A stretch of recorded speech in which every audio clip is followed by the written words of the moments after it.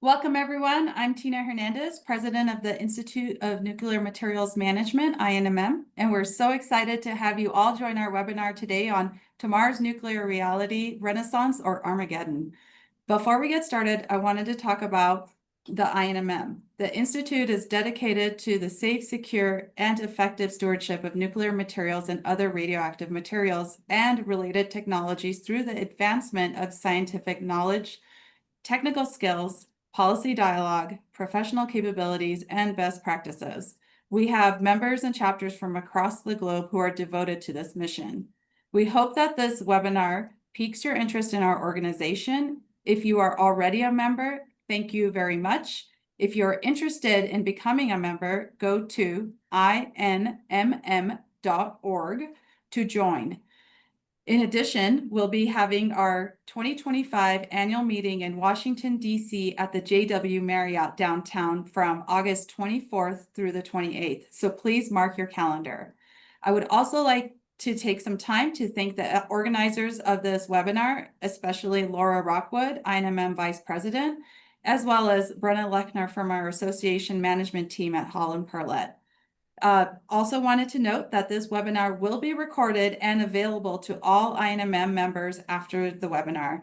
So with that, I would now like to welcome Laura to begin the webinar. Thank you very much. Thank you, Tina.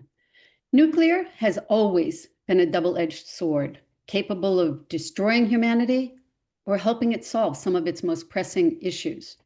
Today, we seem to be perched on the very edge of that sword, poised between promise and peril. On one side lies the promise of a nuclear renaissance, driven by the urgent need for clean, reliable energy in the face of climate change and the rapidly increasing demands of technology, AI, data centers, e-vehicles, along with innovations in new types of reactors and fusion technology. On the other side lies a world of peril. Escalating regional and geopolitical tensions, the potential threat of nuclear proliferation, the ever-present risk of accidents, sabotage, nuclear saber rattling, and indications that the norm of no nuclear testing may be on the brink of collapse. We need look no further than the Ukraine-Russia conflict and the recent developments in Iran as representing both sides of that tension. So what will it be? Renaissance, Armageddon, or both? We are honored to have such a distinguished group of experts with us today, and to kick off this webinar, I'm going to invite each of our guests to provide his or her unique perspective on this dilemma. We'll then have a deeper conversation among the experts, and we'll close with time for questions from our audience. I would like to ask those of you who have questions to please go ahead and post them in the Q&A function at the bottom of your computer. So our first guest shares a name well known to all of us in our nuclear community, Charles Oppenheimer. He is the grandson of the very first director of the Los Alamos National Laboratory and widely referred to as the father of the atomic bomb, Robert Oppenheimer. Charles founded the Oppenheimer Project and Oppenheimer Energy Ventures to tackle the existential risk of nuclear use, balanced with a primary focus on fission technology and its importance in the dual threats of nuclear proliferation and climate change. Charles, the floor is yours. Okay, thank you, Laura, and distinguished panelists and all the guests. I guess I'll try to do as brief of an intro as possible to get into the discussion period, but I would like to go back to what brought me into nuclear technology, which probably, unlike a lot of the people on the call who studied it through their academic studies and became engineers or scientists, I have this family connection. And of course, growing up in the Oppenheimer family, I heard mainly the idea that we had some responsibility in the family to deal with the threat of nuclear weapons. And that was the main perspective I had. And I found it, as a private citizen, member of the family or not, pretty daunting to look at the threat of nuclear weapons and find any hope in that space. And it was much later in my life and career where I found interest in supporting the hopeful side of nuclear energy, which for me comes into promoting my grandfather's views, which I view he gave very clear advice to the world. He's kind of the symbol of bringing nuclear energy into the world. And then if you go back and look at his words, his advice, and his policy, he told the world what to do. And it wasn't just singularly him. I think he represents the scientific community that was following World War II, particularly Niels Bohr, Robert Oppenheimer. They saw that what they hoped out of bringing the bomb into the world is that it could end all war. And they worried that what probably could happen is that the US would want to monopolize nuclear energy and turn it into a weapon system that would give us more power. And they warned that that would not work on first principles, that we could not keep it just kind of a secret for the United States.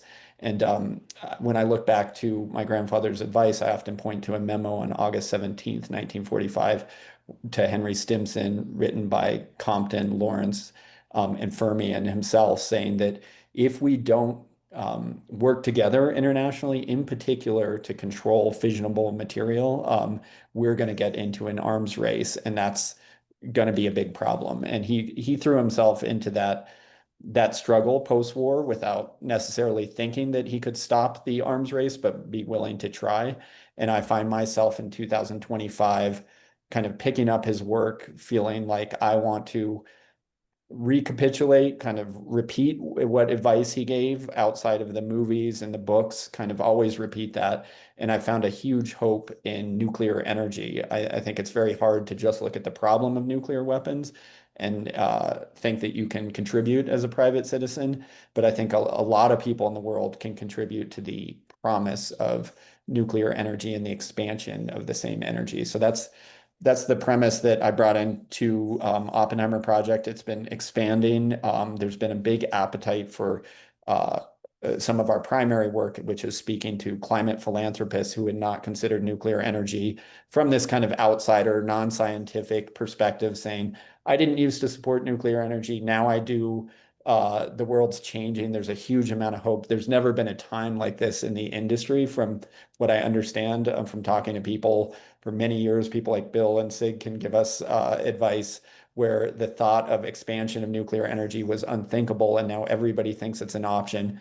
But then, of course, I guess we'll hear from Rose and Sig about the danger. We can't just expand nuclear energy without the requisite cooperation that we need in the world. So that's the perspective I bring into it. I can kind of go on forever. Laura, I'd either pause for a question or pass the baton on. I think what we'll do is have each of you give your own take on the situation, and then we'll go back and raise some questions, have some talk, have some discussion about this. So our next guest that we'll move on to is, in fact, Rose Gottemüller. And anyone who has worked in or around US-Russian relations over the last 3 decades will know Rose. Her CV includes senior positions in the US National Security Council, Department of Energy, and as the Undersecretary of State and Chief US negotiator of the new Strategic Arms Reduction Treaty, New START, that was concluded with the Russian Federation. Rose is currently a distinguished lecturer at CSAC, Stanford University Center for International Security and Cooperation, having arrived there following her service as the very first female Deputy Secretary General of NATO between 2016 and 2019. Rose, I'm really looking forward to your comments. Thank you very much, Laura, and it could not be a greater pleasure for me to be here with this distinguished group also, and with Tina Hernandez and INMM, which I've admired for many, many years. I'm not a nuclear scientist or engineer, so I'm not a member, but I admire the organization and the work that you have done through all this time. I was asked to consider the role of diplomacy and the negotiating table at this dangerous and difficult moment. And I'd like to present to you what will be the heterodox view that under this President Donald Trump, we are actually in a better place to conduct nuclear diplomacy, in my view, in the coming few years than we otherwise would have been. I do admit that his efforts on Iran have so far failed and ended up in military strikes on the Iranian nuclear facilities. But this president seems clearly inclined toward the negotiating table. And as far as I know, he's keen to get back to the negotiating table with the Iranians, although the Iranians so far have said absolutely no. But we will see how that evolves in the coming time. And in the meantime, I wanted to put out on the table my view, which some of you will have read about in Foreign Affairs, but it has only been, I would say, strengthened recently, that this president is a president that could negotiate, and in my view, will want to negotiate a new strategic arms reduction treaty, or a strategic arms limitation treaty, if not a reduction treaty. And of course, the modernization of China's nuclear arsenal must loom large in any thinking and decisions on how far we can go in future negotiations. But I have two key reasons for saying that Donald Trump must own the next treaty. That's why I'm never going to say that we should simply try to extend the New START treaty once again. This next treaty has to be wholly owned by Donald Trump if it is to be successful. And I say treaty mindfully. Only Trump will have the power and the influence to ensure that the treaty will succeed in gaining the advice and consent of the US Senate to his ratification signature. And only he can work successfully with Vladimir Putin to get what the United States needs out of a bilateral treaty, assuming that their current impasse over Russia's invasion of Ukraine can either be set aside for the negotiations or is overtaken by a successful peace process. Again, I know this doesn't look good today, but in my view, that would be the best outcome for the Ukrainians and for everyone else, including the Russians. So we will see where that goes. But the next treaty has to be wholly owned by Donald Trump. And I think that will be a factor in its success. Now, I will say also, and by way of introduction, that elements of the New START treaty should play a role in the next treaty. The implementation system of the treaty, the verification and monitoring regime, proved itself fit for purpose, and there's no need to reinvent the wheel where that is concerned. Of course, we would have to return to implementation of the treaty, which Putin suspended in February of 2023. And furthermore, I would say we should hold on to the limitations of the treaty: 1,550 deployed warheads, 700 deployed delivery vehicles, and 800 deployed and non-deployed launchers for the time being. I know there's a strong urge in some quarters to abandon those limits and begin to increase US nuclear deployments in order to counter the Chinese nuclear modernization and handle the specter of two nuclear peers. However, I really believe that we don't need to panic over this problem in the next decade between now and 2035, that we should focus on completing our program of record for our nuclear modernization, our triad modernization, while keeping careful track of what both the Chinese and Russians are up to. Our program of record for modernizing the triad is already suffering delays and cost overruns. We need to keep our eye on that prize and not allow ourselves to be distracted by new nuclear requirements that will exacerbate the problems that we already have. I believe also that we should be working up to and starting a second bilateral negotiation with the Chinese. Again, we do have to get them to the table and convince them of the value of mutual predictability where nuclear weapons are concerned. These are challenging measures, but I do think that this president has in mind that he wants to pursue nuclear arms control. And so we should do everything we can to figure out what would be the most sensible way to go about it.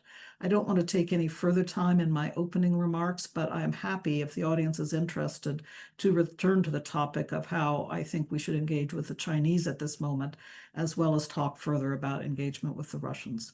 So back over to you, Laura. Thank you very much for the opportunity. Thank you, Rose. Always, always interesting to hear what you have to say. Such thoughtful remarks. We now are going to move on to our next guest speaker. Following in the footsteps of Charles's grandfather, Dr. Sig Hecker served as the 5th director of the Los Alamos National Laboratory between 1986 and 97. In 2007, he became co-director of CSAC and held this post until 2012. He's currently a professor of practice in nuclear engineering and a distinguished faculty fellow at the Center for Nuclear Security, Science, and Policy Initiatives at Texas A&M. Sig is an internationally recognized expert in plutonium science, global threat reduction, and nuclear security. He is also the recipient of numerous awards, including the prestigious Presidential Enrico Fermi Award in 2009. He's probably best known in the nuclear lay community for his November 2010 visit to the DPRK, where he was given exclusive access to North Korea's theretofore secret enrichment facility. Looking forward to hearing your remarks, Sig. Thank you very much, Laura, and fellow panelists and all of you out there in the virtual world. It is my great pleasure. I put together some remarks, but my colleagues have done such a nice job of keeping their remarks brief that I think I better just summarize what my thoughts were. So I was initially, when I was asked to do this, I was going to talk about how Vladimir Putin's invasion of Ukraine has fractured the global nuclear order that essentially has evolved over the last 80 years. But then on June 13th, when Israel started to bomb the Iranian facilities, of course, Iran really came to the foreground. And Iran, much like North Korea, as Laura said, I visited North Korea. Actually, that was the last of my 7 visits to North Korea. Much like North Korea, they really demonstrate what the problem is with this double-edged sword of the nuclear world. And Iran particularly, actually it's been the last 50 years because they actually started to pursue the idea of nuclear weapons during the Shah's time and then eventually during the Ayatollahs. In the last 25 years or so, they've really, in my opinion, have played the world along, saying that they have the sovereign right to enrich uranium for their civilian nuclear program. And that's fluctuated back and forth as to how they've dealt with that in the international community. And then President Obama was able to bring the international community together for the Iran nuclear deal, the so-called JCPOA. But as often happens in the US when we change administrations, we did at that time, and President Trump came in and he walked away from the JCPOA, much to the dismay of most of us nuclear aficionados. But it turns out he also got wind of what the Israelis found, is that this Iranian program, which they said they had really put on the back burner, really was much more advanced and much more dangerous than one had believed. And the Israelis got this through their usual abilities to infiltrate other countries like Iran. This was a so-called Project Ahmad. So President Trump walked away from a deal that I thought sort of took the Iranian nuclear capabilities and moved them farther away from the nuclear bomb option. And once President Trump walked away, then the Iranians then took the steps to go back to being closer to being able to exercise the nuclear bomb option. However, basically nothing happened. They were able to do that through the remainder of the Trump administration and through the Biden administration. So when Trump walked away, I would say he didn't have a plan B as to what do we do now if they walk back towards a nuclear weapons capability.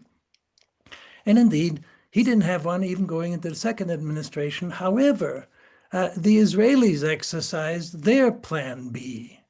And so the Israelis then went in, starting June 13th, and bombed essentially most of what we know and a lot of what we didn't know of the Iranian nuclear program, both what was ostensibly civilian and then what was believed to be nuclear weapons related.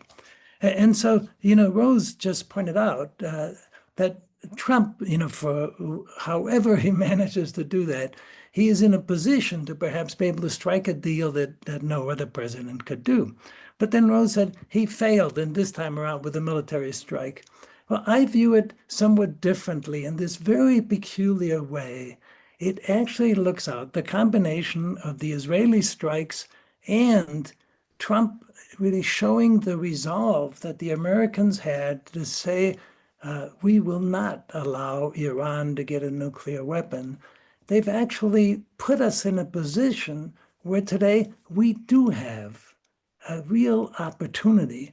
And the opportunity is the following. The Iranians have been taking advantage of this double-edged sword, said, no, we're doing all of these things still just for nuclear power.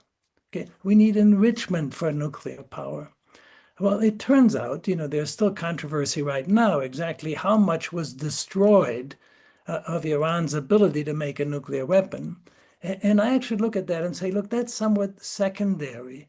What we know for sure is Iran's nuclear complex that was presumably for civilian nuclear power, for enrichment, it's gone. And the Iranians used to have the excuse, we're not willing to give up our enrichment capability. It's our sovereign right to do this. But for industrial purposes, they don't have it anymore.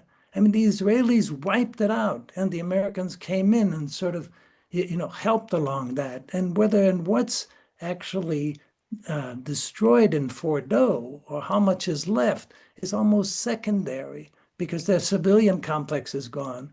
And so I've just written a paper for the Bulletin of the Atomic Scientists that says the Iranians should now sort of come back in a very different way and say, okay, what we really want is we have a sovereign right for nuclear energy. And they do. But they should not insist on their sovereign right for nuclear enrichment because they don't have it anymore, and it's not worth the time and effort to do. And they can buy it, and the ones who sell enrichment are political diverse. You have Russia, China, the Europeans, consortium, and the French. So they can buy that. They do not need to do enrichment for nuclear power. They'd only have to do it for nuclear weapons.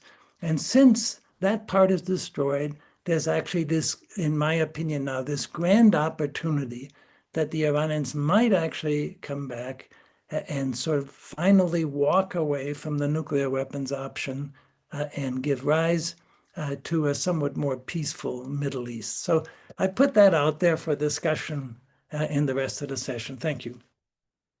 I'm struck by how remarkably optimistic our last two speakers have been, and I'd love to revert to that. We're already starting to get some questions from our guests. Bill, I'd like to give you the floor. Bill is the Director General of the Nuclear Energy Agency of the OECD, a role he assumed in 2014.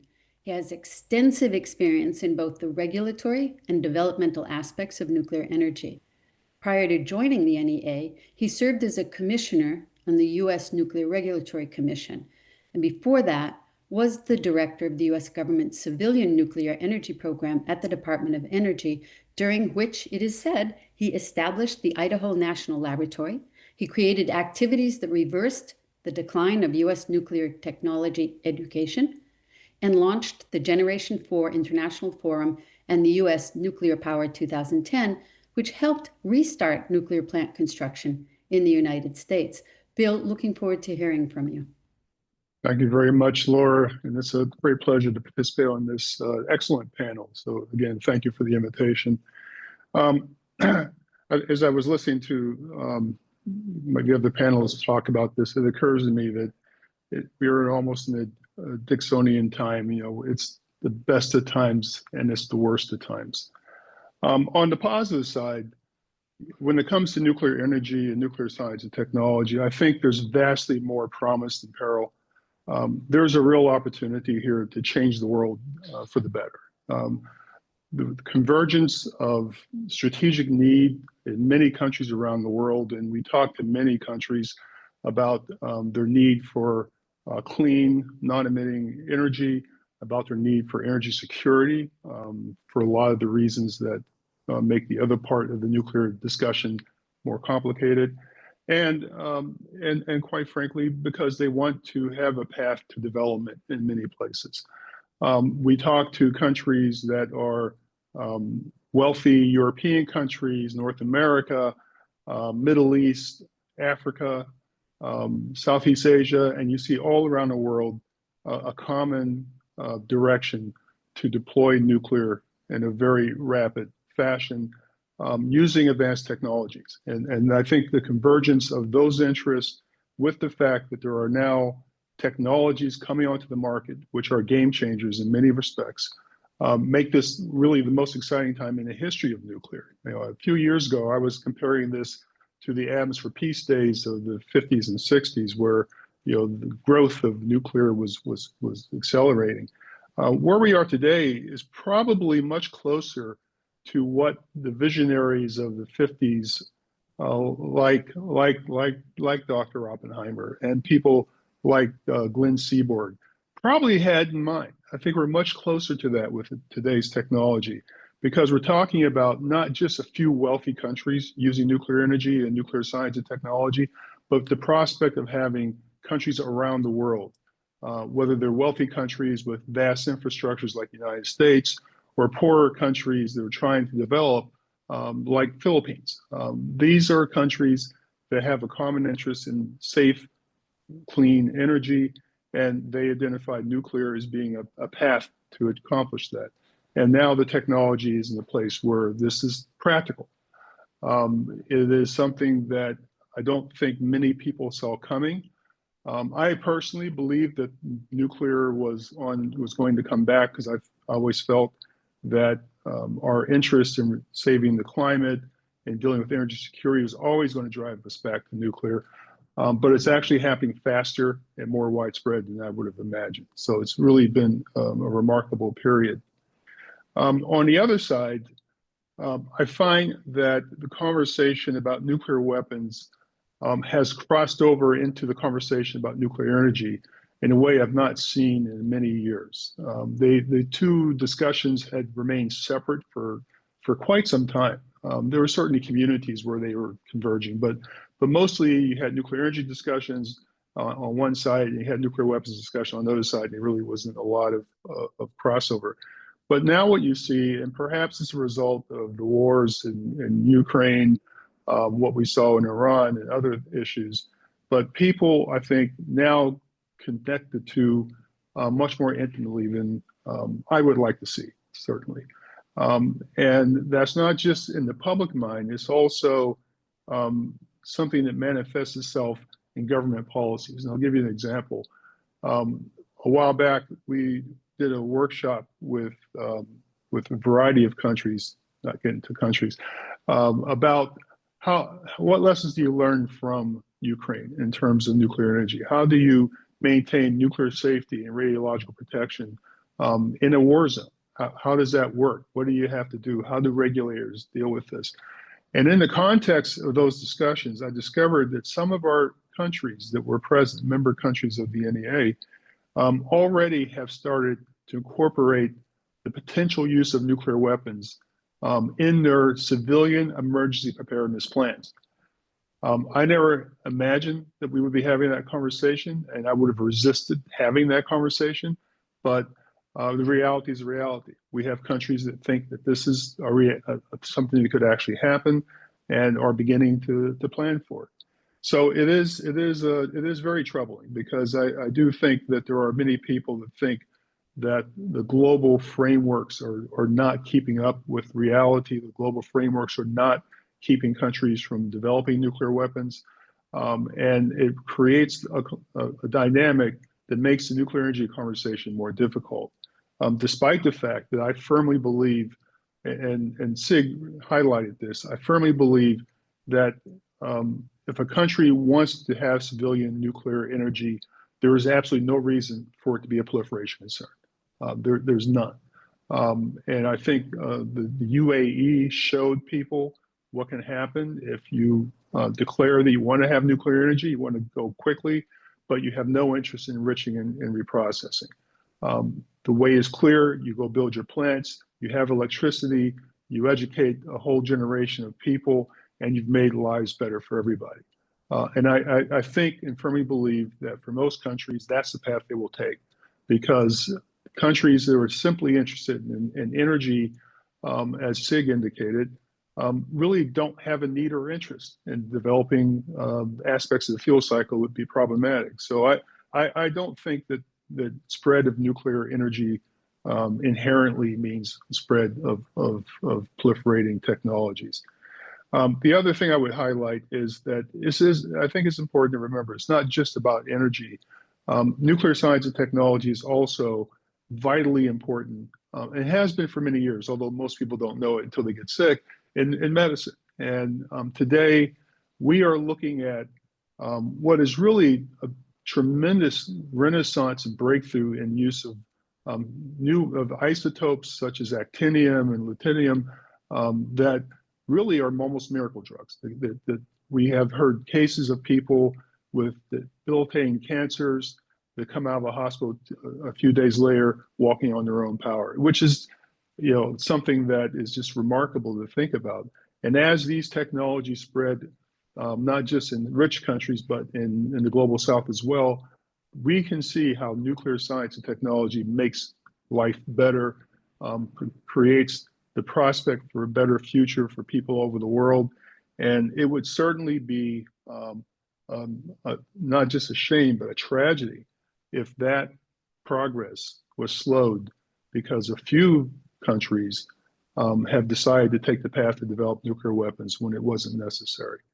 So I do hope that we do find a way to get the framework strengthened so that it is possible to continue to expand nuclear energy around the world in both rich countries and in the global south, so that we don't miss the opportunities that are ahead of us.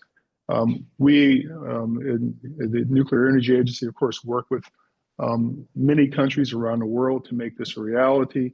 And we are hearing these questions about nuclear weapons almost everywhere we go. And it is a bit disturbing. So again, appreciate very much the opportunity to engage in this conversation, and looking forward to hearing from the rest of the panelists on these various important questions you have before us. Thanks, Bill, and thanks for mentioning the other non-energy aspects of nuclear. I was looking at some of the statistics preparing for this webinar, and from a couple of years ago, the number that I got was over 600,000 Africans still lack reliable access to electricity, nearly half of the continent's population, and probably even more distressing, 5 years ago, there were over 1,109,000 new cancer cases in that year, and more than 700,000 cancer deaths, a rate of almost 2,000 deaths per day. I think it's high time for us to be helping the global south in particular to have access to these peaceful uses, whether it's energy or otherwise. I wanted to get back to this idea of the Renaissance. So just December, a couple of years ago at COP28 in Dubai, more than 20 countries from 4 continents launched what they called a declaration to triple nuclear energy by 2050. They recognized the key role of nuclear energy in achieving global net zero greenhouse gas emissions by 2050. It's been gaining momentum with 31 countries and numerous companies pledging support and backing from various sectors, including financial institutions and large energy users. So I'd like to hear the views of all of you. Is this realistic? What does this nuclear renaissance realistically look like in the next 10 to 20 years? And by the same token, what forces could potentially derail that renaissance? And anybody who would like to take the floor, please just unmute. Sure.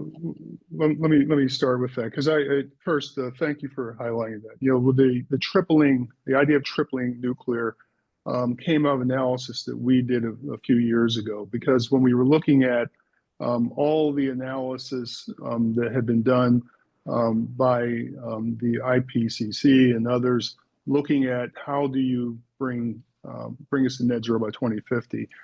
We realized that the preponderance of scenarios called for a vast increase in nuclear. And our analysis said that tripling was kind of a safe path to dealing with net zero. But as your question anticipates, no one thinks that's necessarily an easy thing to do. Interestingly, if you think about the deployment of nuclear that would be necessary to reach tripling by 2050, it's actually about the same build rate that we experienced in the 1970s. So it isn't completely out of bounds, but the difference is, of course, that we don't have nearly the industrial infrastructure or the people infrastructure that we did in the 1970s when it comes to nuclear. So in answering your question, is it possible? Yes, it's possible. It will take a lot of investment. It will take a lot of smart policies from governments. But the biggest reason I think we would miss it would be a failure to build the infrastructure quickly enough to be able to achieve this, which includes not just industrial infrastructure, but also regulatory infrastructure, and human capacity. I think these are going to be really big challenges for us, and they're things that we work on every day. Laura, Thanks. could I follow up with a quick question to Bill? Sure. Bill, you were referring to we. I'm wondering if you, because obviously now at NEA you have a global look and a global reach. Is the we you were talking about a moment ago the United States of America, or does it apply to the nuclear energy industry globally in terms of having enough capacity and ability to build infrastructure and the regulatory regime? The global nuclear sector. If you look at the global nuclear sector today, I would say that Korea is one country in the OECD world that has the capacity to build nuclear power plants cost effectively. France is trying to get to that, but they have a ways to go. But the two countries that really have the infrastructure in large quantities are Russia and China.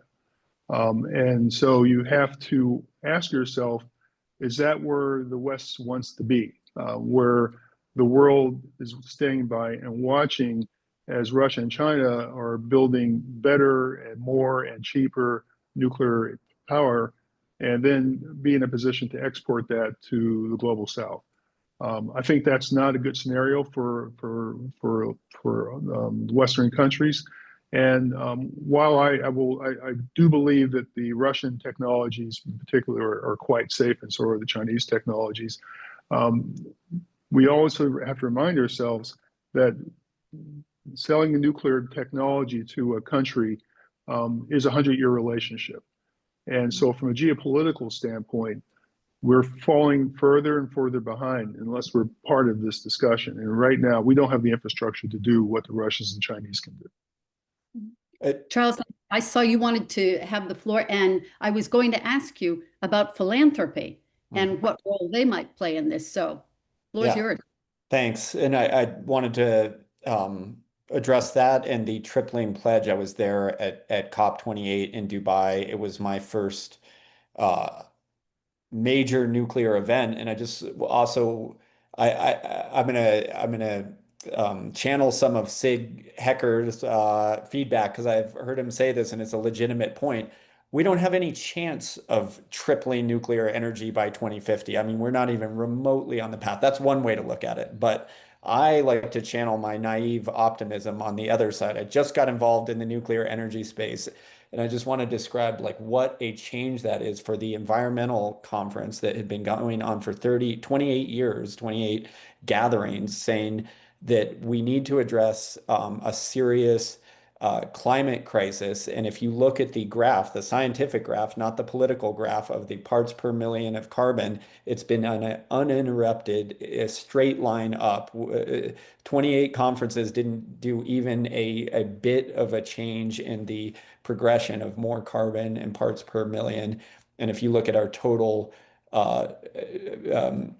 system energy coming from fossil fuels, over that same time, it's gone from 84% to 81%. So you could look at the world's progress in transitioning away from carbon sources or having a solution to climate change and say we've made no progress. And I think the tripling pledge is what is important in the light that it gives social license to those people in the environmental community who basically said, there's good, clean, renewable energy, and then there's terrible energy like fossil and nuclear. Don't do the bad ones, do the good ones.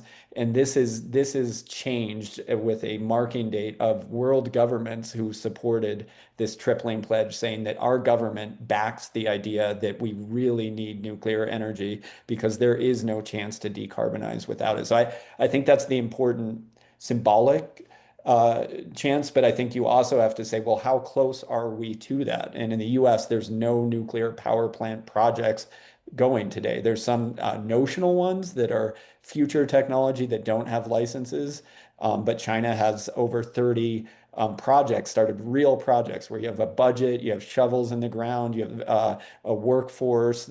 So that is the difference between the Western world's promise when we in the West go out to developing countries in Africa, for example, and say, you guys should do some nuclear energy. We're going to give you some advice how to not have proliferation problems and maybe some advice on how not to work with the Chinese and Russians, but we're not going to come into your country and provide you financing and a nuclear power plant and all the things you need to get your program going. So that comes back to your question about a philanthropic interest. The fact that you've had government support at the top level saying we should triple, here's our scientific consensus saying that we can't do it without nuclear energy. We've been working with some direct engagement with a lot of climate philanthropists saying, you used to think nuclear energy is terrible, dirty, and awful. Why don't you reconsider it as part of the package? And it's been very fruitful to have small dialogues with some supporters who traditionally supported nuclear energy and some who were skeptical. And I think in those environments, we always have a non-solicitation environment and also not, maybe a typical engineering approach. I know everything about the world. You're wrong if you don't support nuclear energy. Come over to my side. You need to have real ability to have dialogue with these difficult things. But all that being said, the winds have shifted in global acceptance, but which is much harder to do that is the practical side. Are they financeable? Are we actually building them? Are we building the workforce? That is not happening. And I know Sig wanted to jump in, so I'm going to stop there for a second. Thank you. Okay, yeah, let me do so. Of course, this is a great topic, and we could spend the rest of the time just on this topic. But yeah, Charles and I have discussed this a lot. And the way that I viewed the 3x tripling is indeed that it's aspirational. It's an aspirational goal. And for all the reasons that Charles mentioned, it was very important to actually make that declaration, to show that, hey, the government is behind, that's fine. But then I've also followed up and said it's totally unrealistic, especially from the US standpoint, for all the reasons that have just been mentioned, economics especially, but there are all the other problems, the industrial infrastructure, everything else. We've only built 2 of the big reactors in the last 25 years. For heaven's sakes, how are we going to turn that around? So I've been worried about that for a long time. So during the Biden administration, after the Russian invasion of Ukraine, which really derailed, in my opinion, this aspiration globally, because Russia was playing a very important role as a responsible nuclear state, and they were going to be part of this renaissance. And then with the invasion of Ukraine, as far as I'm concerned, we have to, to cut them off. But we can't because we depend on their enrichment capacities and so forth. So I actually went to the Biden administration with the following proposal to say, look, we have problems with the Russians right now. Maybe eventually we'll be able to get back on board. But what we need to do is work with the countries like South Korea, and as has already been said by Bill and others, they're the best nuclear reactor builders right now. But they don't quite have the capacity, but the country that has the capacity is China. And so I strongly urge that the US actually get in bed with China and say, look, we understand that we helped to bring China to this point where they're building 30 reactors. We helped them along. Now, actually, we need the Chinese more than they need us. And so that's the way we could maybe reach this aspiration. is go back in. Of course, what I was told, by friends in the Biden administration, so you want me to work with the Chinese, give me a break. And I said, well, we can, some of us, like Charles and I and others, could work these and Bill. But anyway, so that's the issue. It's a great aspiration, but boy, do we have to get our act together. And having people like Bill work this and Charles looking at it from a very different angle is a good start, but it's going to take much more. I would love to hear Rose's take on this reference to Russia.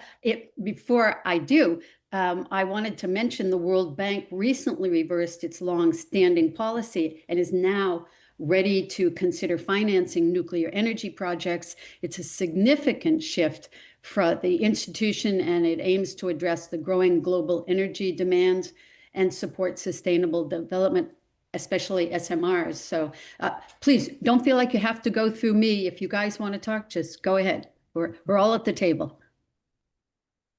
Well, actually, I think my colleagues have done a great job tackling this question. So why don't we head in a different direction or a supplementary direction, Laura? Fantastic. In fact, what I'm going to do is read to you one of the questions that you triggered, I think, Rose. And a great question. The comment was, and I'll read it directly, not to make things political, we're not here for that, but what makes you feel so strongly that Donald Trump is uniquely prepared to address international nuclear arms issues? Can you elaborate on what specific skills or relations exist that we may not be aware of? Watching the news, it seems that we've been moving in the wrong direction with recent military actions. Yes, and that's a very fair point. I did mention that the attacks on the Iranian sites using some very effective and some of our most powerful conventional capabilities seem to belie the point that I'm making. But I'd actually like to use this opportunity to come back at SIG in drawing a contrast between what he was saying and what I was saying earlier. I should have said that I always think that military action and diplomatic action are in a way two sides of the same coin, and sometimes they have to work together. And sometimes you have to be very tough first, and you may have to carry out an attack or take some very tough action in order to facilitate and enable the negotiating table. So I agree with you, Sig, 100%. And I didn't mean to ignore that point. But it does, at the moment, seem to push the two sides farther apart. And we'll see what happens. I was just checking the news feed, and it said that the Iranians are continuing to complain about the IAEA not being completely a fair player here, not being, neutral in the way they're dealing with Iran. So those are all aspects of getting back to the negotiating table that will have to be dealt with to resume the talks with Iran. I did note that question earlier. It's a very good question.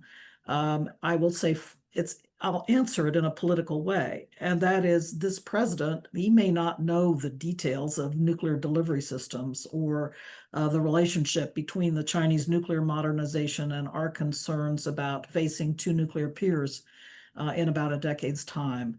But he has had, if Donald Trump has been consistent about anything since the 1980s, it's been his desire to pursue constraints on nuclear weapons. And it's a bit of almost it's not a cliche, but it's gotten to be a kind of war story now that he asked President Reagan if he could be his chief nuclear negotiator back in the mid-1980s, and Reagan actually turned him down. But that story is out there. It's been recounted in several sources that I think are worthwhile. So if Donald Trump has anything that remains, an issue in his brain, it is that nuclear weapons are a bad thing and that we should be pursuing constraints on them. So I do think that unlike some of our other recent presidents who may have been interested in nuclear arms control as nice to have, but it was down on the list of priorities. I believe that for him, it's higher on the list of priorities as something he would like to achieve. We don't know the proof of that yet, but that is my hypothesis based on repeated remarks he's made also since he came back into office in January of this year.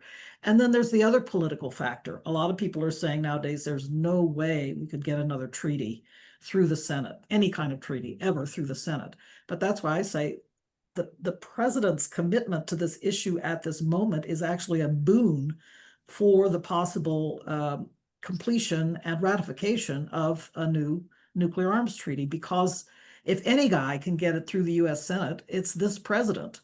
Just look at what he did with the big, beautiful bill. I happen to agree with the other side of the aisle that call it a big, ugly bill, but he's obviously somebody who has a great deal of influence and authority with the Republicans on Capitol Hill. So I do think that that can be also a positive aspect of this current moment.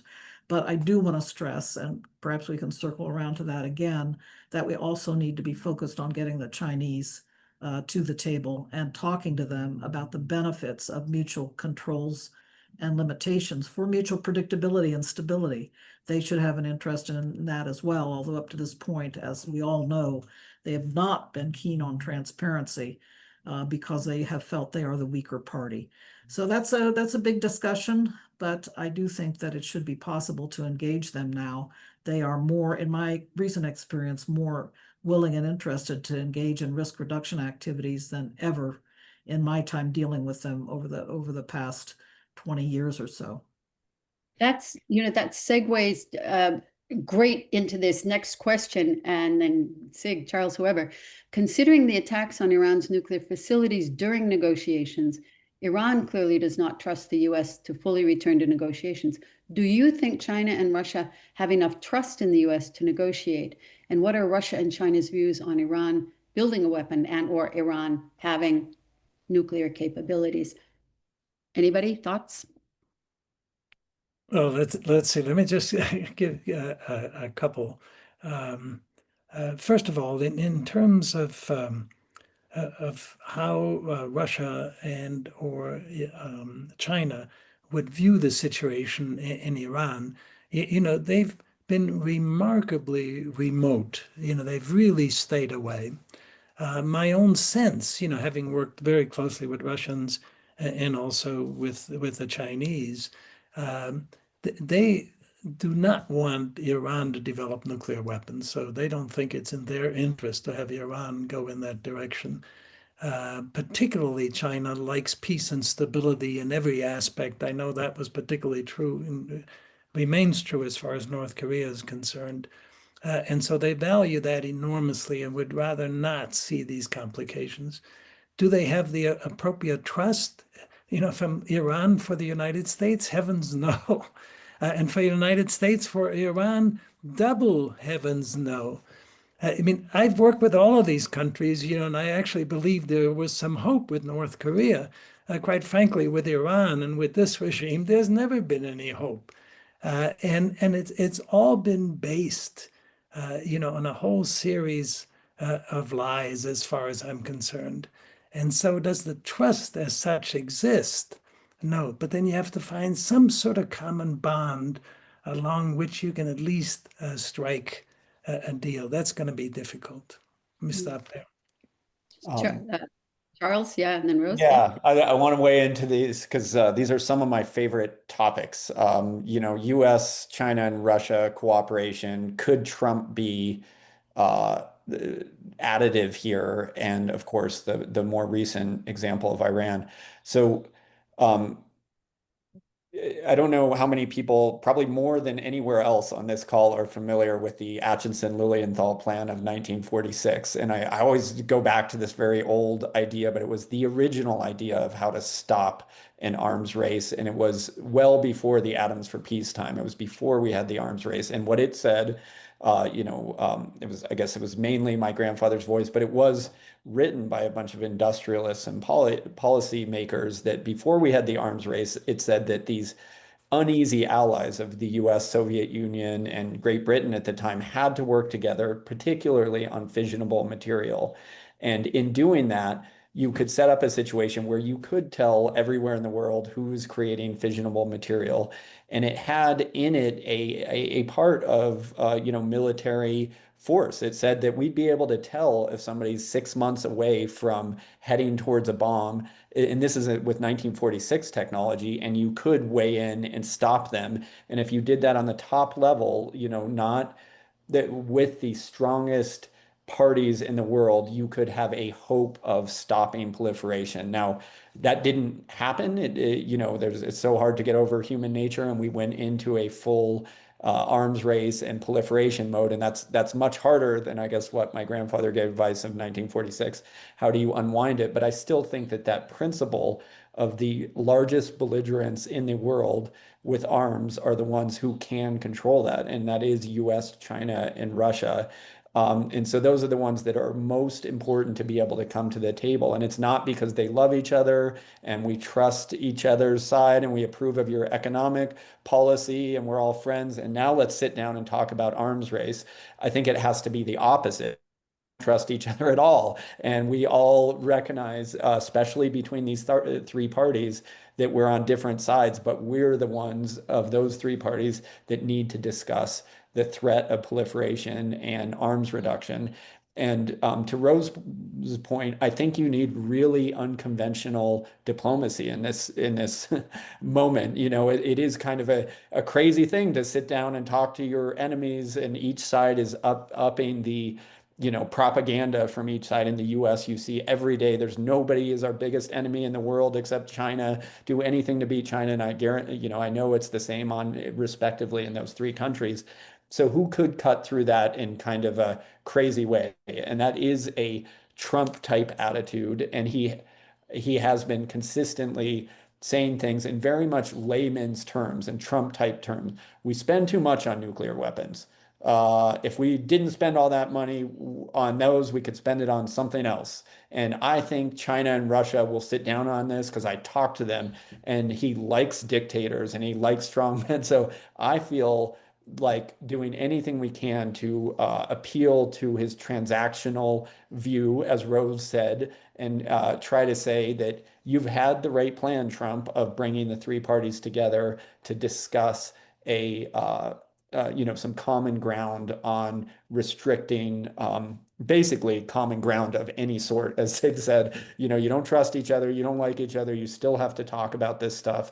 And I think there's a strategic opening of the number of China's clear goal to escalate their number of nuclear weapons just to be in the big boys club. And that's a negotiating point that we could say, if you don't escalate, US and Russia wouldn't. So I think there's some hope there, and applied to the Iran situation. Imagine if it was a US, China, and Russia agreement that Iran should not have nuclear weapons. That's the time where you could really prevent a country from not having it, and maybe even deal with one that's even far more dangerous, like North Korea. So, these are not easy things to do, right? But I think that in the worst of times, in some respect, we have to go for these kind of like unconventional times. I wrote an op-ed a couple weeks ago in the USA Today, applying to a non-technical audience, saying we should have a dinner sitting, between US, China, and Russia. Maybe it should be a Trump dinner. Anything I can do to get the word out there to increase the dialogue, instead of just the rational and traditional side of the problem. Rose, I know you wanted to intervene, yeah? Well, actually, Charles has articulated my two finger very well. I'll return to it in a moment, but I did want to say, oh, whoops. Oh, that was the team that did the JCPOA negotiations. It was US, Russia, China, all working together with the EU and with Iran to get some constraints on their nuclear enrichment program. What was wrong with that? I'm not sure, unfortunately, because of the way history has unspooled in the last few years, I'm not sure we can get back to that kind of negotiating team again. But just 2 points, Charles, I wanted to riff off of what you already said. First of all, I get so tired of hearing from the Russians and the Chinese in track 2 meetings, oh, we can't possibly negotiate because we don't have enough trust. That is complete nonsense. You do not have to have trust to come to the negotiating table. You have to have your interests clearly defined. They have to have theirs clearly defined, and there has to be a reason that those interests coincide. We don't, we don't trust terrible terrorists who have seized hostages, right? But we go to the negotiating table with them because we absolutely have to get our hostage back alive, we hope. And that's our interest. And they want whatever they want, whether it's money or it's recognition or whatever. So, there are interests there. They are not mutual, but there is some intersection where you can make the mutuality of interest work, even with terrible people on the other side of the negotiating table. So I really want to insist that it's not a dearth of trust that is preventing negotiation at this moment. There are other things going on, some of them political, some of them, as in the Biden administration, we just can't communicate with this war criminal in the Kremlin. And that's a view that is possible to have. I happen to believe that we need to communicate, always in the realm of diplomacy, to keep the lines of communication open and to ensure we're trying to prevent the worst of disasters from occurring. But in any event, there are ways to do that can be done quite privately. And one thing I do object to with Trump, he's a very unusual, as Charles said, a very unusual figure on the world stage. And in terms of negotiations, I don't agree with his tendency to shoot from the hip on Truth Social about every conversation he's had with this, that, or the other leader. But perhaps this is a moment where that can work. So that's really what I wanted to say at this moment. And I saw that there was that question too, question number 8 in our list. And I really just want to tackle this notion of is trust, even though George Shultz used to say, trust is the coin of the realm. Yes, that is very important for the continuity of a relationship going forward. But to get to the negotiating table, it's not a condition or a requirement, in my opinion. I think that is such a great point. We have a few more questions that are in that regard, but I want to get back a little bit more to, if you will, the Renaissance part of it. And maybe Bill or Charles would be happy to intervene on this. The question was, although nuclear energy can serve as a clean alternative, scholars such as, and I don't know these names, Gabriel Hecht and Stephanie Malin, have shown that the nuclear energy industry can disproportionately affect impoverished communities and communities of color. How do we ensure that these communities and other vulnerable communities do not bear the brunt of the cost of this nuclear renaissance? In other words, how do we ensure that the cost and benefits of nuclear energy are more equally distributed? Bill, I'm sure you've given some thought to that. Well, I mean, I think that it's clear that there's some things in history that were done in the context of nuclear that have left a stigma. And probably the best example is how various Native American tribes were impacted by uranium mining, particularly in the 50s and 60s. That is a very bad history. It's a history that follows us to this day. And I think there's still people who were personally impacted from those times. And so that's something that is certainly the case. I think that there is that overhang from the past. I don't think it's a fair characterization of where nuclear is today. I think that there's a lot of care and concern for local communities of all types when nuclear facilities are constructed. And what we see today is that many communities are clamoring to have nuclear facilities built nearby because they want to see the jobs, they want to see the tax base, they want to see the job opportunities in technology areas. And so this is not, I think that's something that certainly is a vestige of the past. I don't think it describes where the sector is today. Interesting. I remember talking with, I think it must have been the Finns, about how they chose the sites for their deep repositories. And in effect, it was a competition. There were cities that were, in effect, begging to have it set up in their communities. But it also raises this question about is the public and our policymakers, our congresspeople and whatever, are they ready for these dual narratives? Are they prepared? Are we educating our next generation well enough in these areas? I mean, you both, I think a couple of you mentioned the issue of human resources going forward, human capital. And I'm hoping that seeing a future in nuclear, we will see more people going into the science, in particular nuclear. But Bill, I don't know if you'd like to. Sure. No, I mean, I think one of the things about this new era in nuclear has been the remarkable sight that the people who are most energized and interested in nuclear technology are the young people. It is really the people in the, and I don't know what gen they are these days, but it's really the teenagers and the 20-somethings. They are the ones that are the most excited by the nuclear possibilities of the future. And when you go to some of these entrepreneurial companies, you see very young people. You don't see a lot of graybeards. There graybeards are out there, but what you see are relatively young people who are energized, who think they're making a difference in the future, and just to put it in the way I've heard people say it multiple times, they want to save the world. And so I think that we are in a place where there is an open audience for younger generation, and when we meet with even high school students, we get the same kind of impression.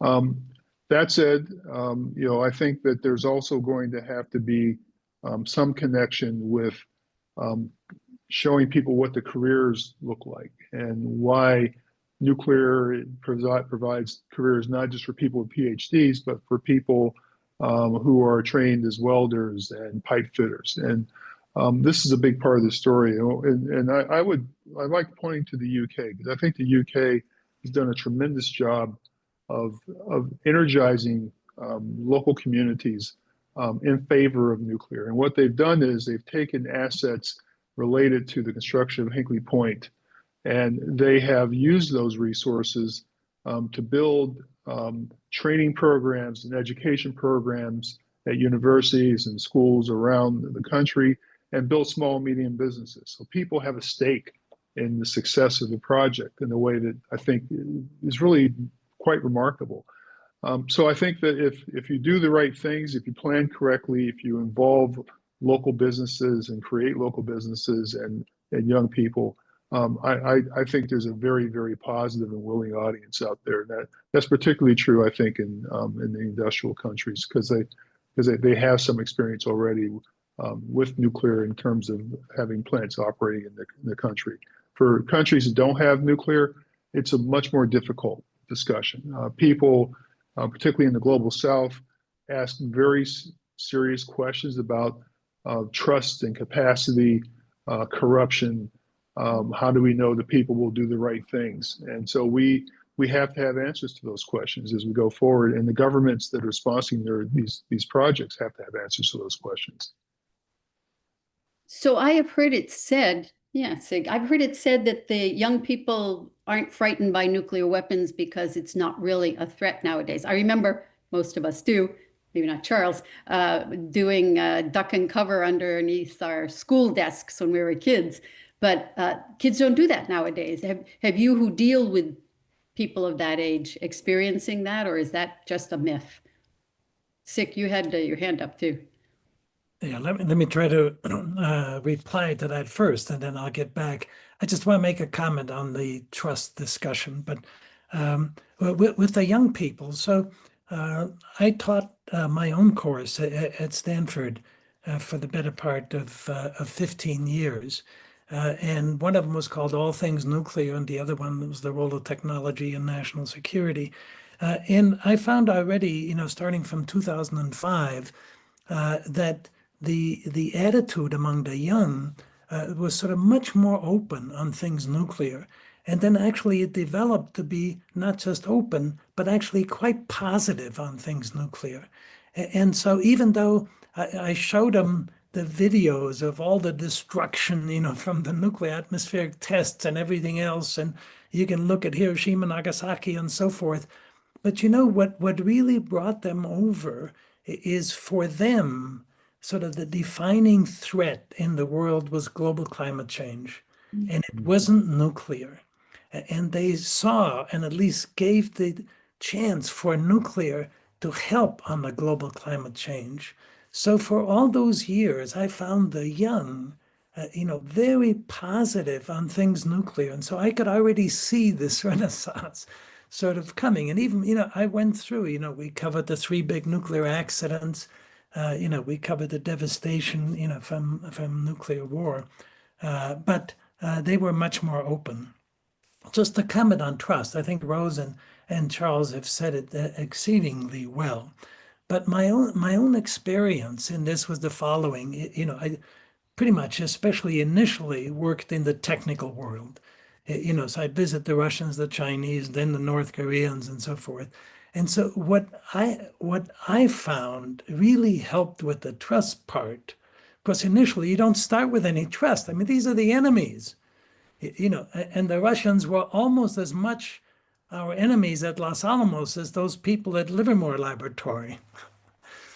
So I hope there's somebody from Livermore DOE joke. I love it. You can defend yourself. But, we were enemies. And so how can you possibly trust them right away? Then I started working with them. And what helped is respect. And respect for their technical capabilities. I'm sure Rose felt that way about diplomatic capabilities. So what I found is the Russians were incredible. I mean, they knew every bit as much about nuclear as we did, and they cared about those nuclear. And so the respect then eventually led to trust.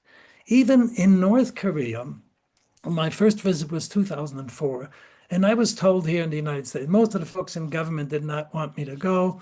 And they said they're going to pull the wool over my head. They'll never show me the real stuff. So I'm sitting there, with the director of the North Korean nuclear facility. And he actually winds up in the end bringing out a piece of plutonium in a glass jar that I hold in my hand. Okay. And I'm quizzing him about the properties of the plutonium, which is something I happen to know a little bit about. And he answers all of those, and it was fantastic.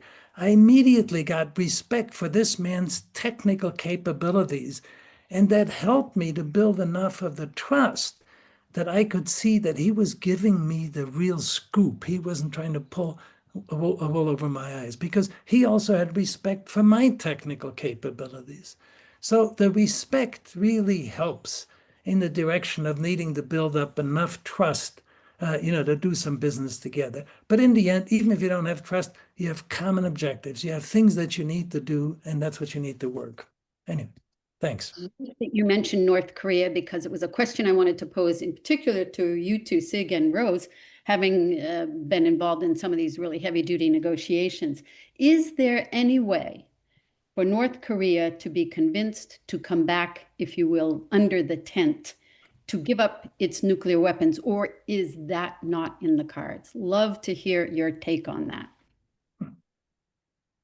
Rosie, you want me to take the first shot, or do you want to? Okay. So I was actually going to offer that in relation to the question that was asked. So like, what skills does Trump have, to try to solve any of these problems like Iran? Well, it turns out, I think right now, we're with Iran, perhaps with this opportunity because of what happened. It happened to be a result of military strikes. In a way, that's too bad, but that's where we are. So Trump and North Korea, it was an amazing story. So Trump comes in 2017. He threatens them, with all of his rhetoric, the little rocket man and all of that. We have no choice but to destroy all of North Korea, etc. He says that in 2017. And then Trump actually, and that's generally not appreciated. I have it covered in my book that I called Hinge Points. Trump actually reached out to Kim Jong-un at the very end of 2017 in December through a UN envoy who happened to be an American to tell Kim Jong-un he's ready to talk. And for heaven's sakes, in 2018, they get together in the Singapore summit. And Trump does exactly the right thing. Very simple document where they essentially say, what we're going to try to do, we're going to try to normalize relations between our two countries. That's what the North Koreans wanted. And we're going to denuclearize. That's what the Americans wanted. That's what was said. He gave Kim Jong-un, some time on the big stage. It was the time of golden opportunity. I actually wrote a number of pieces to say, okay, from here's what we've got to do now. It's the hard part is ahead, but at least Trump opened the door. Unfortunately, between that time and summer of 2018 and the Hanoi summit in February of 2019, the homework wasn't done. Trump goes to the summit in 2019. He walks away, and now we have North Korea as one of only 3 countries that can threaten the United States of America with nuclear weapons.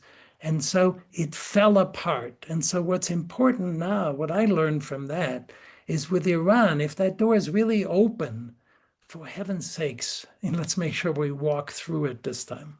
Enough said. Let me just pick up very briefly, because I do want to point out how significantly the geopolitical and geostrategic situation with DPRK has changed. The close now strategic partnership between Moscow and Pyongyang is an added factor that we cannot ignore, and in fact, I think creates greater danger in terms of the nuclear scenarios that we may face in Northeast Asia. That's another topic that has been concerning me. But in terms of getting back to the negotiating table with them, it will have to be a situation, in my view, where we are either working closely with Russia, which seems at this moment very distasteful, although we're trying to get a peace process going on Ukraine. But we would have to have Russia coming along with us to try to make this case to the North Koreans. And that seems like, at the moment, a distant prospect, despite what I said a moment ago about being able to negotiate, and we should negotiate even if we don't trust the other parties. But the trouble is we need Moscow now to help us with Pyongyang. The only other possibility I can think of, and I'm not one who argues that Washington should try to split Beijing and Moscow. I don't think it's possible, but I think that the Chinese are discomfited by what's happened in this buildup of the relationship between Moscow and Pyongyang. So perhaps they might have some ideas about how to engage this issue with the North Koreans again on their nuclear capability and capacity. But they've changed their whole outlook toward ROK as well, and said, these are the enemy now. We are not about trying to seek a peace process and get to signing a peace treaty eventually. No, they've changed the whole kind of geostrategic game and outlook. And so I think we have to think about it in a different way. I believe it's possible, again, with this president, that he may be willing to ask for Vladimir Putin's help at the right moment, and Xi Jinping's help, or Xi Jinping's help. But I don't at the moment see it as being something that Washington can do by itself. And I welcome your comments, Sig, or Charles, or Bill, if you have any other opinions on the matter. But I really wanted to stress that we have a different geostrategic moment.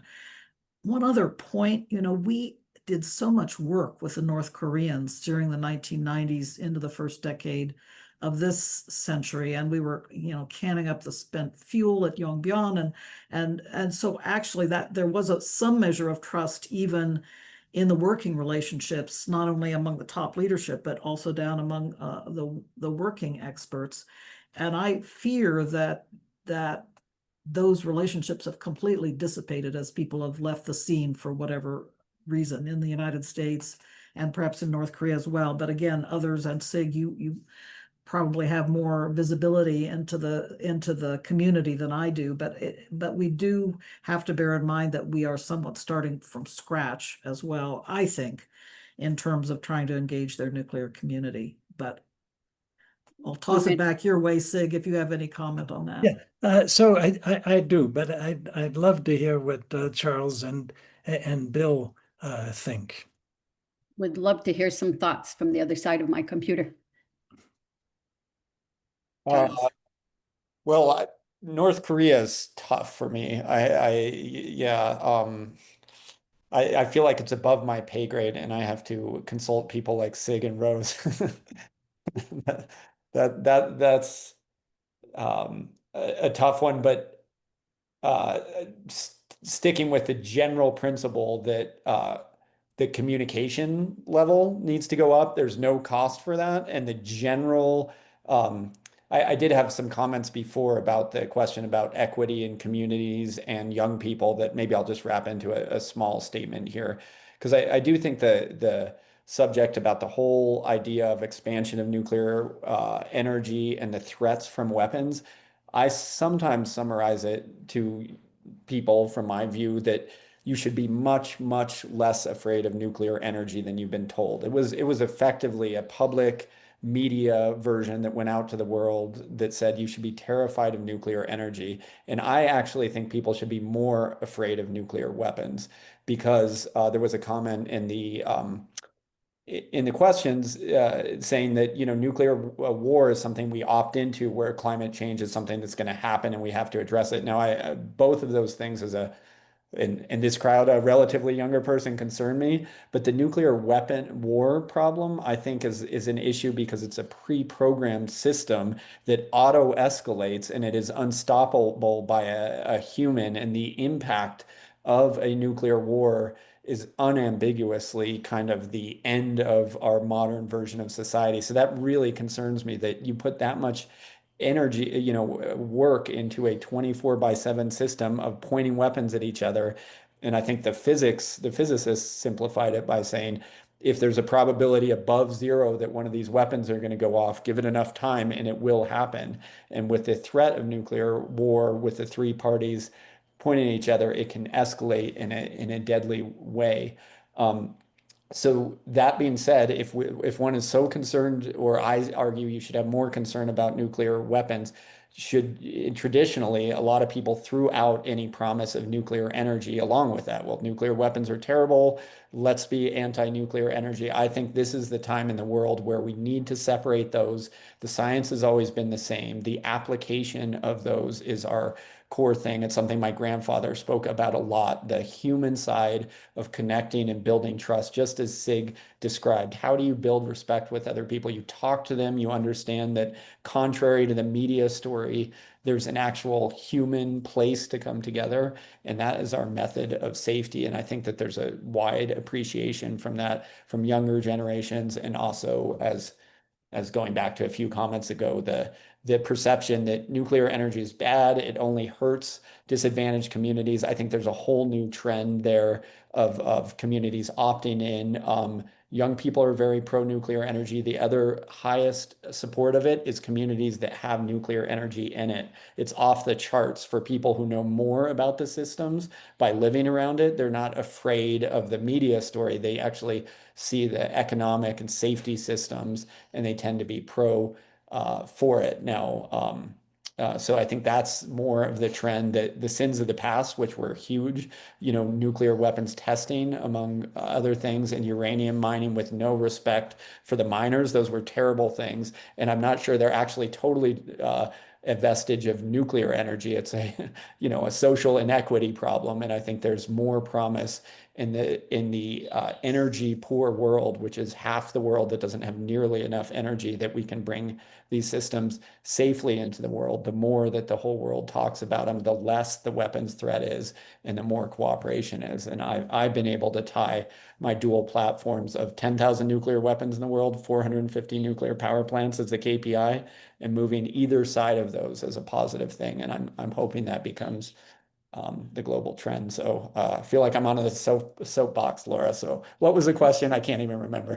It's a great box to be on top of. Bill, I know you've been giving some thought to all of these issues in your career, whether you were in the regulatory business in the US or working more globally.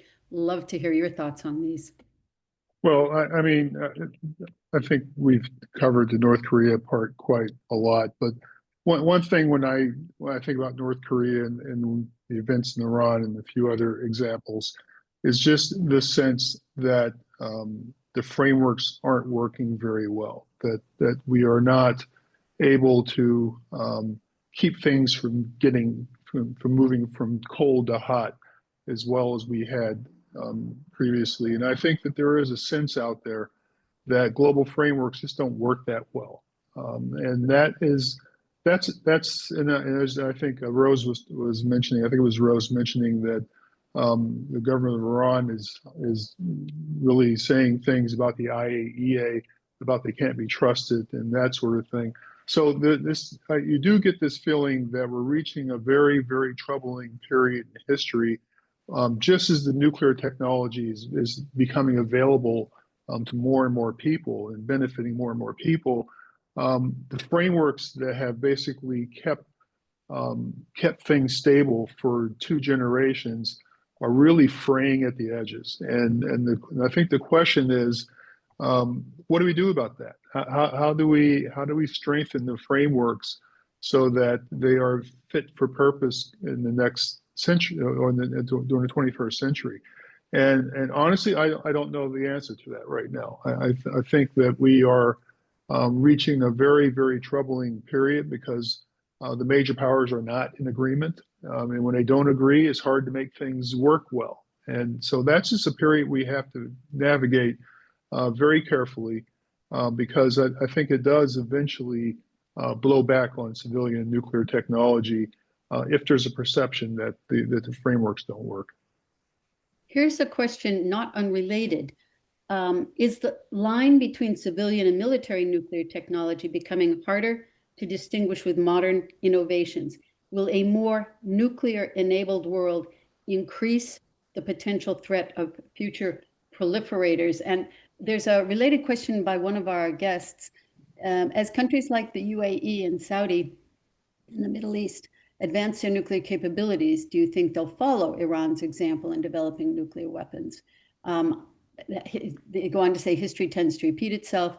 Arab countries in the Persian Gulf have clearly stated that if Iran develops nuclear weapons, they will buy one as well. So the first question is, given this overlap in technologies, this seem to be integrating between military and civilian, will a more nuclear-enabled world increase the potential threat? And are we likely to see a domino effect, perhaps in the Middle East, if Iran does go nuclear? What a great set of questions, right?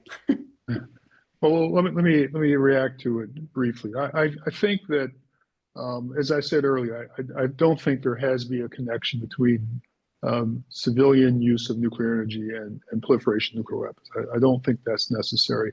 In fact, I would say that many of the technologies which are making their way to market now are even more proliferation resistant than traditional light water technology. So I think we're moving in a good direction in that standpoint. But again, perceptions are important. The technology I think is much safer, much less proliferation. There's much more proliferation resistant. But the perceptions are still there. And I think we still have to work on those. Can I jump in here for a moment? Because I've been really worried, and Bill brought up, are they fit for purpose, the systems we've had in place? I've been really worried about the indifference toward the non-proliferation treaty regime and a lot of kind of who cares attitudes around, at least this is my perception, about the disarmament pillar and the non-proliferation pillar of the NPT, or a sense that everything's speeding in the wrong direction and this regime is not helping us to put the brakes on. I happen to believe that part of it has been a problem of lack of attention and indifference at our higher levels of government. And I speak based on my own experience, unfortunately. But I've also seen in the concerns that are now arising about proliferation and the so-called knock-on effects. If Iran gets a nuclear weapon, will suddenly the Arab states be speeding in that direction as well? But it's brought attention back to the proliferation issue. Also, the questions raised about extended nuclear deterrence to our allies in Europe and Asia, and the uncertainty that has arisen because of, again, Trump's words and the way he's raised uncertainty among our allies about the reliability of the United States. To me, this is a bad thing. I've been kind of positive about the president and his willingness to negotiate, but I've been very concerned about how our allies now are perceiving the United States as unreliable.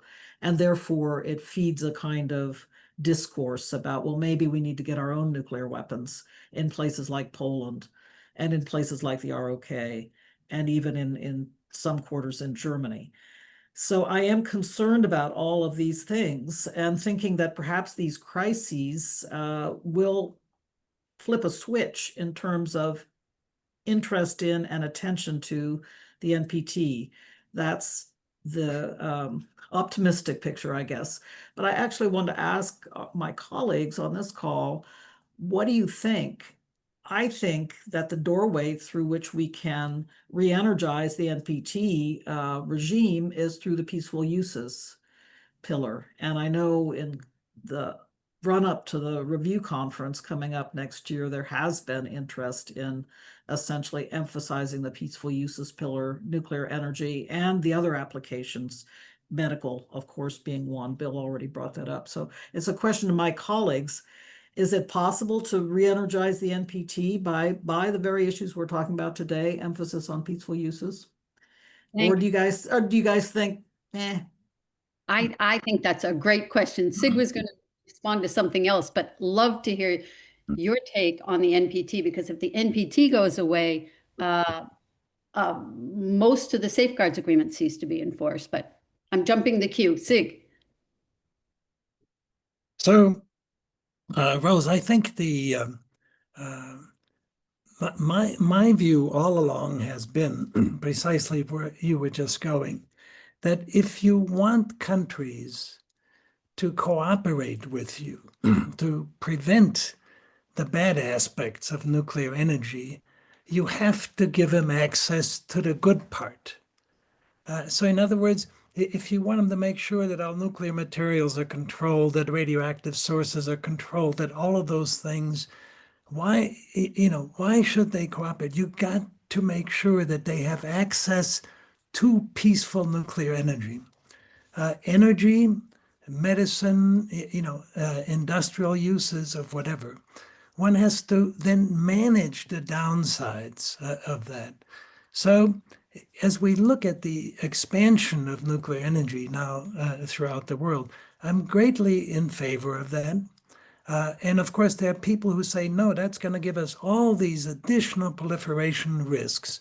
Well, we've already had that, but what it takes the big powers to show some leadership and to work together. And interestingly enough, if you look back at the history of proliferation, that even during the Cold War, the US and the Soviet Union both thought it was not good to spread nuclear weapons all around. And the Soviet Union, as you know well, Rose, actually did a pretty commendable job, with its Eastern European allies and so forth.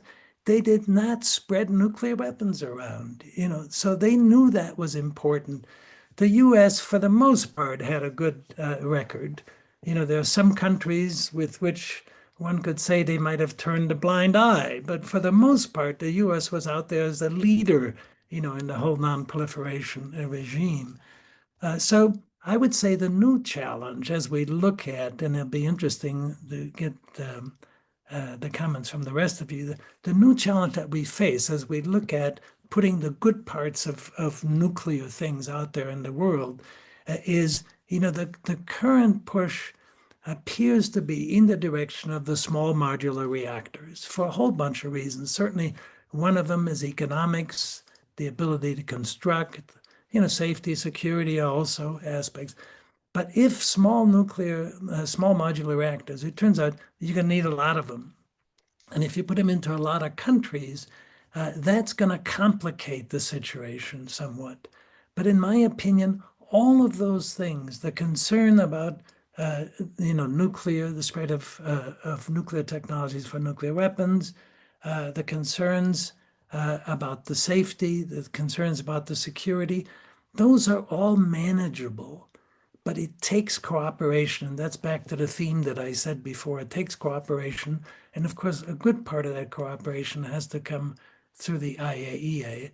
But so I'm very much in favor of seeing more nuclear power around the world. And I think those people who just are dead set against nuclear energy, I ask them to think about the fact that if we don't provide the energy, there's an enormous cost of that, and particularly if we don't provide clean energy. I know there are people who say you can get it through the other renewables. I personally happen to think that all of the above in terms of renewables, which includes nuclear energy. So anyway, that's sort of my personal view. Bill, thoughts on this?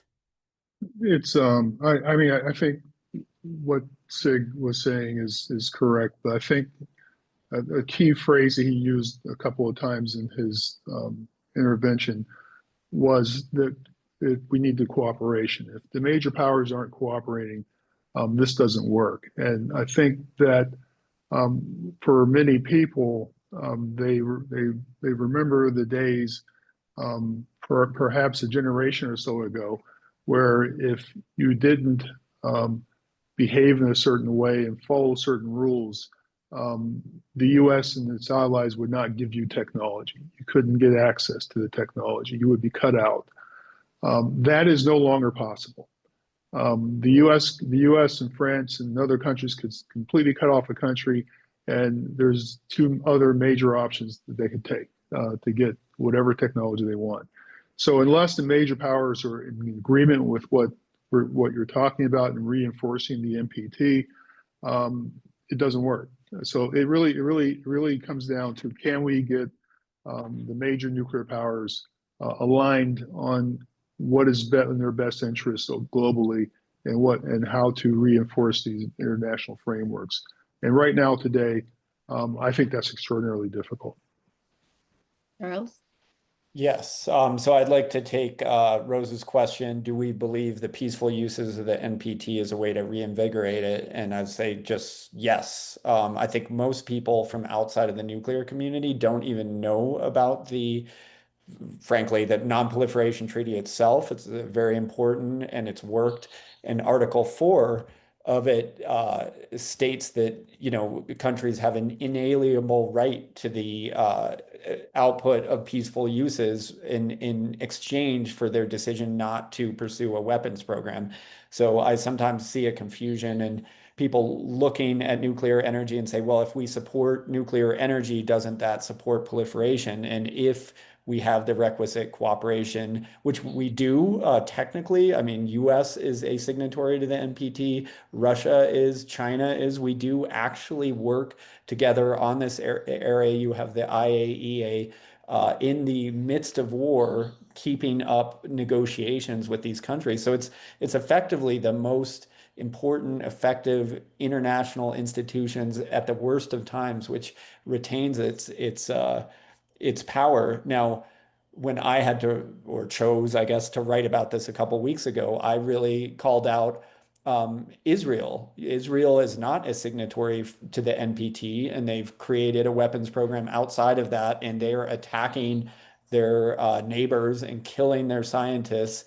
And it's not the IAEA's fault. Iran, who is a signatory to the NPT, now Sig has highlighted how much they've cheated and lied, and I believe them. I just didn't know that over the course of the years. But I think that these institutions that exist do need to be strengthened, and it's a very practical, easy way. We try for disarmament, but we also expand nuclear energy and the delivery of that. The West and the other countries, even if it's China and Russia, have to step up and deliver that peaceful energy, not just say in a treaty that countries have a right to it. That's my opinion. I had two thoughts on this, and one is that I do believe that peaceful uses is an important part, and it'll play a big role at the NPT review conference. But there is a school of thought that the idea is, here's this shiny thing here, don't worry about disarmament. And nothing is happening in disarmament. So love to hear your thoughts on that. But my My other concern, deeply held concern, is these criticisms directed to the Director General of the IAEA. You can eventually, and the agency itself, eventually you're going to need that organization. So you don't want to undercut its value. You can take exception to some of the decisions perhaps the board makes, but these casual, in effect, threats to the Director General are simply unacceptable. But would love to, I have one more question to get to on our list, but I would love to hear disarmament. We've only used that word twice in this hour and a half. Denuclearization, that's what Trump calls it. So Yeah, I did note also one of the comments in the Q&A, and I was not thinking about it. To be honest with you, because of the demise of the New START Treaty, it's going to go out of force in February of 2026. We have something of a forcing function in this RevCon year. So we are going to see whether the disarmament pillar still has any viability to it or not. And again, I happen to believe that this president is in a better position than any of our presidents practically since Obama's Prague initiative in terms of driving forward on a nuclear arms control negotiation. But yes, since that golden moment with the Prague speech in 2009 and President Obama making that a policy of the United States to drive toward the goal of zero nuclear weapons, it definitely has been put on the back burner. So there's no way around that. And I don't think you can gild that lily, frankly. But I think my view is if we can get some energy back at the negotiating table, and that energy will come with the replacement of the New START Treaty. If it doesn't get replaced, and if it's like, yeah, we're going to start building up now, which I know there are those in our community in Washington and around the country who say, we just got to build up now because the Chinese are on our tail and we got to do it. So, okay, that's an opinion. But my view is we have this window of opportunity, and I'll be specific here, because the Chinese still only have 600 nuclear weapons total. And the DoD has said by 2035, excuse me, they can build up to 1,500, but that's total. SIG has already said we have 3,300 or around there total warheads. So that's why I keep saying we do not need to panic here, but we need to watch carefully what we're doing, and we need to use this window of opportunity to try to convince them of their interest in more predictability in a stable nuclear relationship with the United States, and in the end of the day with Russia as well, and with the other nuclear weapon states. So that's really the point I'd like to make. I think my view is this is somewhat of a make or break period for the future of the disarmament pillar, because if there's no interest in pursuing a follow-on to New START, I think we're in a very bad place.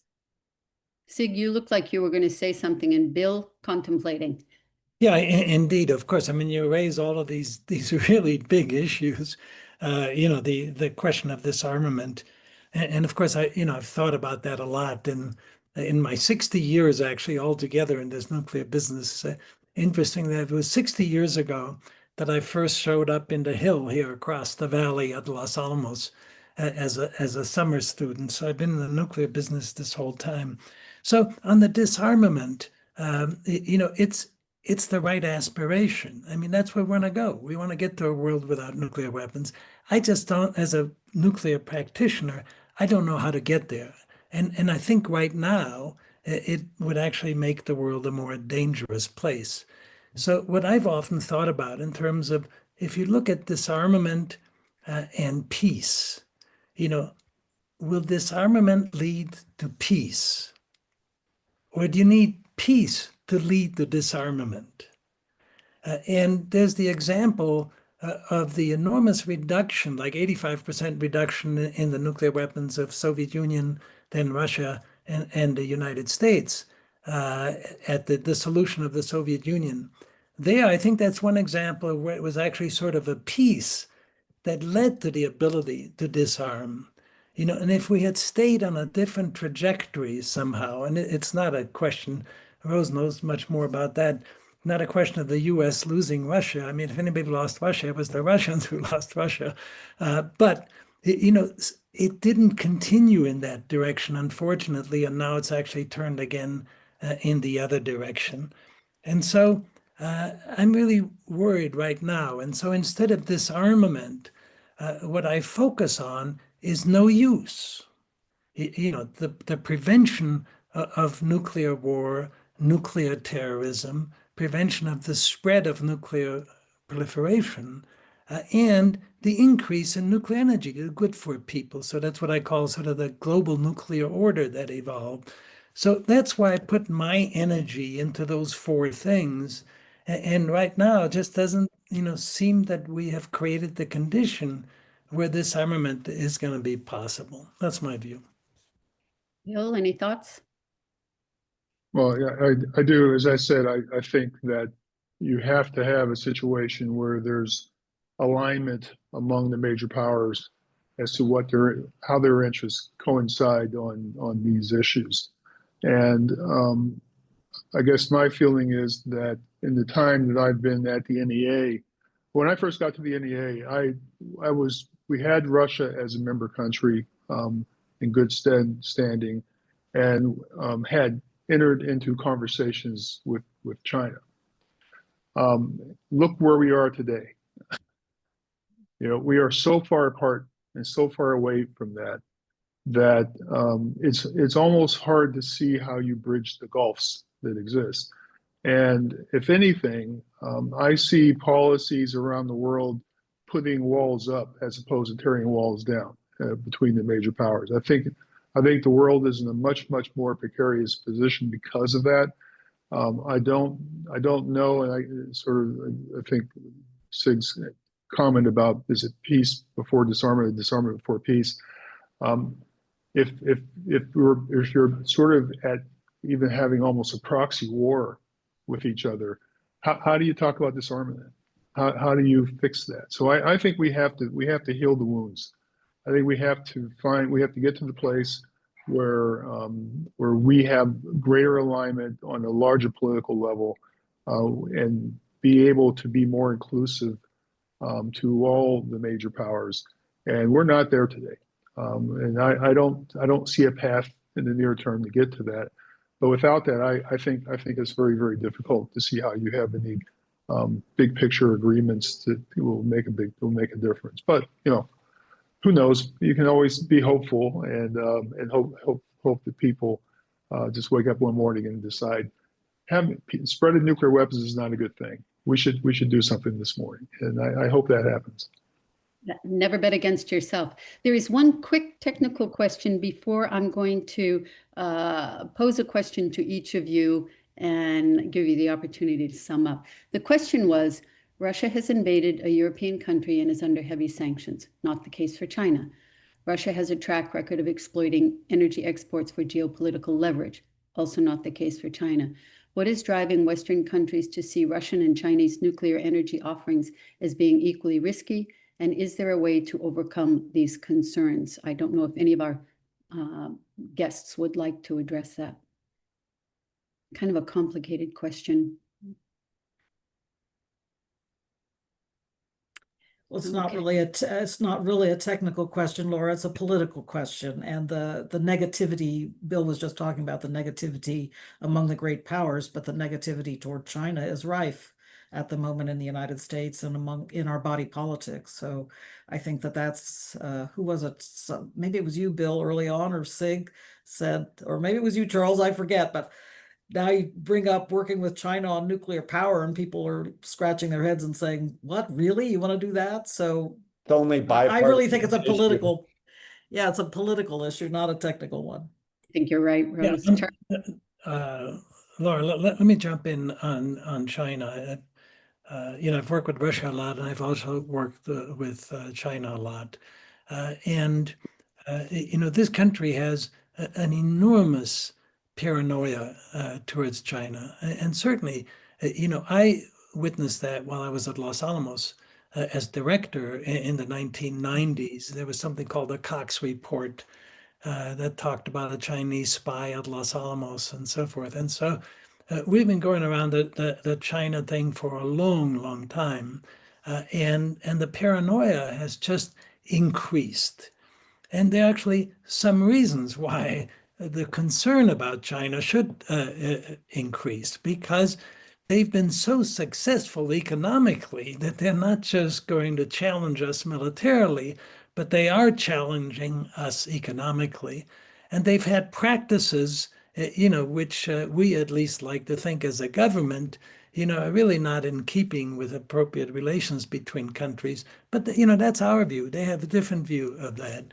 So whatever it is, from my standpoint, you need China in the nuclear arena. You absolutely have to have it. When it comes to controlling the sort of dangerous aspects of things nuclear, the high risk, China was way behind the power curve on that. They did very little of that in the beginning. And actually, we work with the Chinese to have them understand that they have to develop better techniques, for being able to safeguard their nuclear materials. During the Obama administration, there were these centers of excellence, and I visited one of those that China built. I work with the Chinese for the 2008 Olympics, because I told them, I said, look, you have to be concerned about radioactive terrorism, a dirty bomb during the Olympics. And the Chinese just said, oh, that can't happen here in China. That can't happen. And so I told them what we had done at Semipalatinsk in Kazakhstan, where nuclear material was around in lots of places. And I said, that's just across the border from you guys. How can you feel that comfortable? So we work with the Chinese actually quite positively to get the Chinese to step up when it comes to nuclear security, nuclear safety, and building reactors. Westinghouse worked very closely with the Chinese. The Nuclear Regulatory Commission in the US worked very closely with the Chinese. So we need to continue that nuclear cooperation with the Chinese. We understand that there are practices that the Chinese do in the commercial sector that we're not very happy with, but we just can't cut off the nuclear cooperation with China. And if the nuclear is going to go anywhere from a global perspective, we need to work with the Chinese. That's my view. Very quickly, Charles, because we're heading towards the end of our 2 hours. Hard to imagine already. Quickly, and then I have a final question that I'd like to pose to all of you. Charles? Well, I'll quote a great man. We are doomed to cooperate with the Chinese and the Russians. That's a book Sig wrote, and I think that's the situation with nuclear energy. It always has been, it always will be. And even in that one bipartisan issue that China's our enemy, you'd say, well, we have to talk about this thing. So I think using that lens, the power of nuclear energy still has some hope, because we have to talk about it. And I too am looking forward to wrapping up our 2 hours, so I do not want to delay that process. So first of all, before we get to the end, thank you so much for being here. One last task. If you would like to summarize, fine, but I'd like you to give some thought to the following. If you had to make one policy recommendation to tip the scale towards Renaissance rather than Armageddon, what would it be? Tick tock, tick tock, tick tock. Who would like to speak to that first? Well, Laura, let me just jump in. I've already said it, and I will repeat it. It is to get the government to sort of look, beyond all of the difficulties and concerns it has with other countries, whether it be tariffs or whether it be anything else. And in the nuclear arena, we must cooperate. And Charles mentioned, my book with the Russians, which is called Doomed to Cooperate, is actually based on the comment of one of my Russian colleagues. And we'll be just doomed if we don't cooperate. Bill?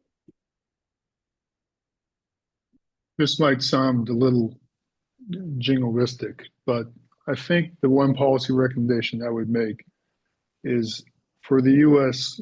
to really lead, to really be the gathering force in the world to bring countries together on nuclear issues and nuclear technologies. It's a role that had been the case for many years, and over the last, I don't know, 20 years or so, that's been harder and harder and harder.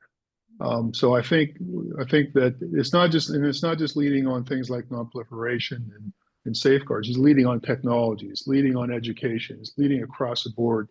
Because if you go back and you look at where things were in the early days, the U.S. was a force for atoms for peace, right? We were the force for bringing education. We used to bring young people to the U.S., educate them in the way that we did business, and they go home and set up programs. We used to build research facilities around the world. We were the place that people came to. And that's not really what we're doing today. And I think that the lack of leadership that we have displayed on the overall sector is one of the reasons why things are so difficult to bring together. And I think if we were playing that role from a U.S. perspective, I think there would be a greater opportunity to bring the big players into a more cohesive discussion with us. Because right now it's just the world's being divided up into different chunks as opposed to getting closer together. But I think the U.S. could make a big difference there if we had the right practices and approaches. Thank you, Bill. Charles? Well, when you asked about a policy proposal, I found myself thinking, whose policy? Are we talking about U.S. Policy? This is really such a global issue. I think I'm going to summarize it. The one policy thing across the board is communication, which is a precursor to cooperation, and it's the cheapest thing in the world we can do. It's gotten a million times cheaper in the last 30 years alone. You can hop on a Zoom, and there was a kind of policy outlook and maybe even a traditional diplomacy view of, if I don't talk to my big bad enemies, that's going to damage them, and that shows them. And I think that's just not the time for this. In this world, we need to start the seeds of future cooperation through the cheapest thing in the world, communication, things like we're doing, and then maybe the more human gatherings of going to a dinner and stuff like that. That's my policy advice. Love that thought. Rose, final word. I would go right to President Trump with the policy advice that he needs to replace President Obama's New START treaty with his own Mar-a-Lago treaty, and go to President Xi Jinping and say to him in parallel, yes, let's work on a treaty together as well to control nuclear weapons and limit nuclear risks. And I would argue to the president, that's the way to, he might not be interested in this part, but I'll say it anyway. That's the way to breathe new life into the disarmament agenda and the disarmament pillar of the NPT, to continue to bolster the non-proliferation pillar of the NPT, and therefore to facilitate and really enable the peaceful uses pillar to shine. And that includes the expansion of nuclear power around the world. What a terrific wrap up. Before I hand the microphone back to Tina, the president of INMM, I want to sincerely thank each one of you for taking so much time out of your days. It is always a pleasure getting together with you, even if it is just remotely, and having these kinds of communication. Thank you, Charles.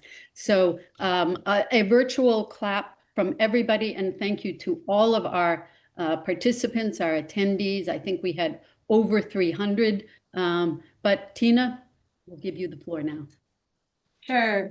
Thank you, Laura, for such a, oh, let me see if I'm still, am I we muted? can- Okay, I'm not muted. Okay, thank you so much, Laura, and thank you to all the presenters. I sincerely appreciate all your support. Just wanted to remind the audience to go to inmm.org to find out more about our membership, and also to find out more about our annual meeting, which is forthcoming in Washington, D.C., August 24th through the 28th at the JW Marriott. So thank you very much. You will see more of these types of webinars, and if there's any interest, please reach out to us at info@inmm.org. And thank you, Bill, Rose, Charles, and Sig. We very much appreciate your support of the Institute And really the education and the expertise you all bring is just phenomenal. So. And Thank Laura, you. any parting words? We have 1 minute. No, and I don't have a good final joke. So thank you so much for the optimism and the careful pessimism. I'm surprised by how much optimism there is, pleasantly surprised. So as I said, never bet against yourself. I think we need to remain hopeful in spite of everything. Great message. Thank you Thank very you much. all. Great to see everybody. Bye. Thank you. Bye. Bye.